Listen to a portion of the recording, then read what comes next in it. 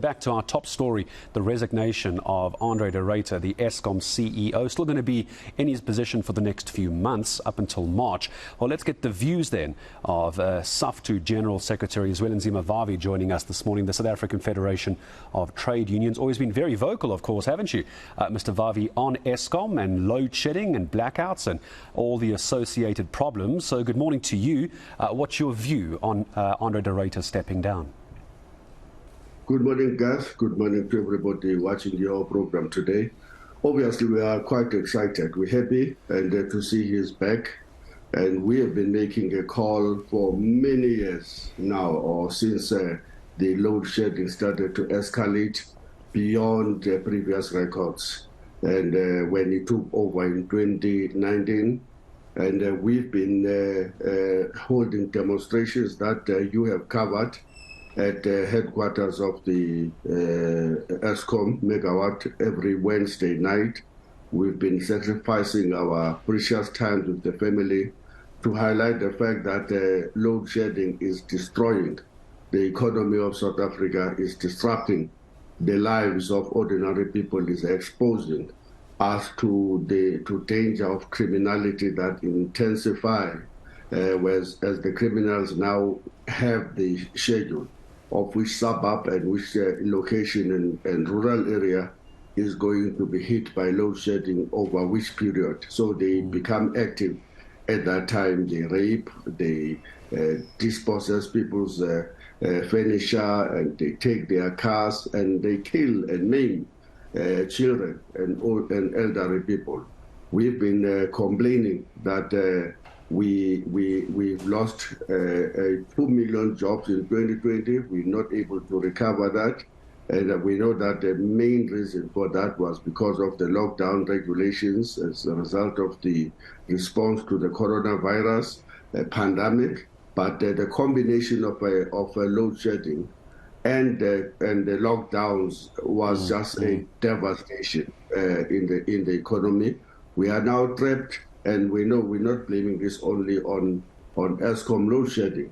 We are blaming this on the structural crisis South Africa is facing, the fact that we remain a neo-colonial economic outpost, where we only have main activity being the extraction of our mineral resources, and for them to be exported raw to elsewhere, only to come back as finished products. We're not beneficiating.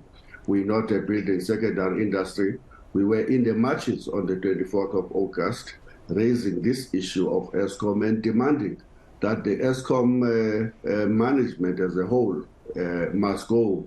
There was an old board then, and we said that that board, the Minister of Public Enterprises, and even the entire cabinet must ask themselves serious questions as to why they remain in their position when the country is clearly in crisis. And this is what I want to raise, Gav. It's not just about Eskom. This is about PRASA. This is about the state of affairs in Dinel, in SAA. This is about Petro SA. This is about Transnet. This is about the destruction of the state-owned enterprises by the ANC government as a whole. It's not, let's not fool ourselves and say, oh, we are happy Andre de Ruyter is gone. Of course we are happy. But the real crisis, the fact that we are now approaching a failed state in every respect. We have workers have no trains. People who are in the mining industry cannot move their coal into the harbors because Transnet capacity is gone. That we used to boast of having the best arms manufacturing sector in the whole is gone. Dinel is on its knees. We used to fly our flag all over the world through SAAs, privatized, is gone.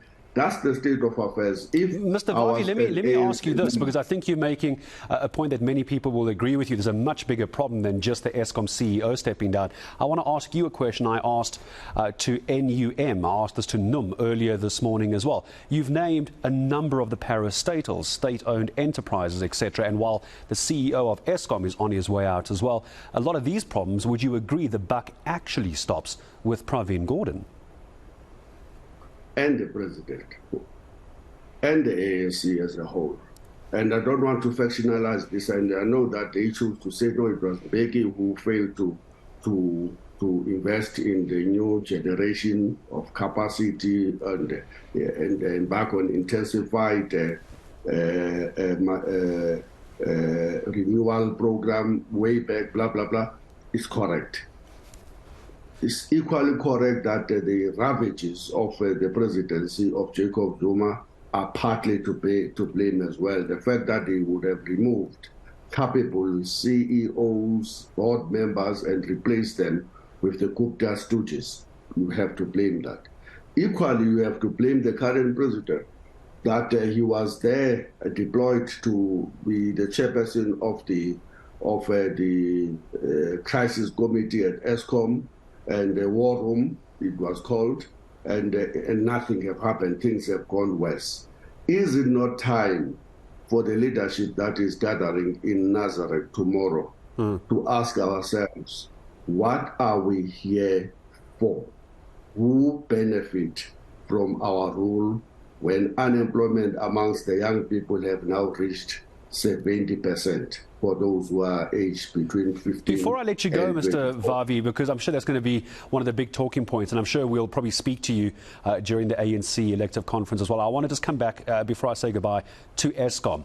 What do you hope a new CEO is going to achieve? Bearing in mind this is a poisoned chalice. Many experts will say, regardless of who comes in, there are generational problems. And I don't mean generating problems, generational problems at Eskom that it doesn't matter who comes in, they're never going to get this right. What do you make of that before I say goodbye?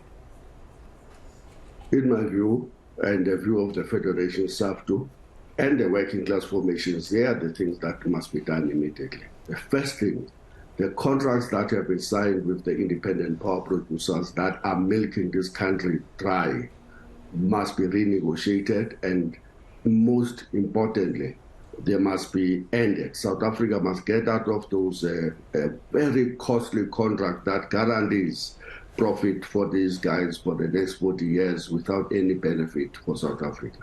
Secondly, Eskom must be fixed. The corruption must be dealt with. The inefficiencies must be dealt with. Thirdly, Eskom must move us immediately into a just transition towards renewables. Fourthly, the apartheid racist-based load shedding that affects more black residential areas, working class areas, must be ended immediately. Fifthly, we've got to ensure that we revive a culture of ensuring that municipalities and ordinary people pay for what they use. And we revive that culture on the basis of an efficient Eskom that does not overcharge residents, that doesn't have huge crisis of people crying in many parts of South Africa that they are being made to pay for the faults of the inefficiencies of Eskom. So we've got to address those inefficiencies so that we can encourage people to pay for the services they receive.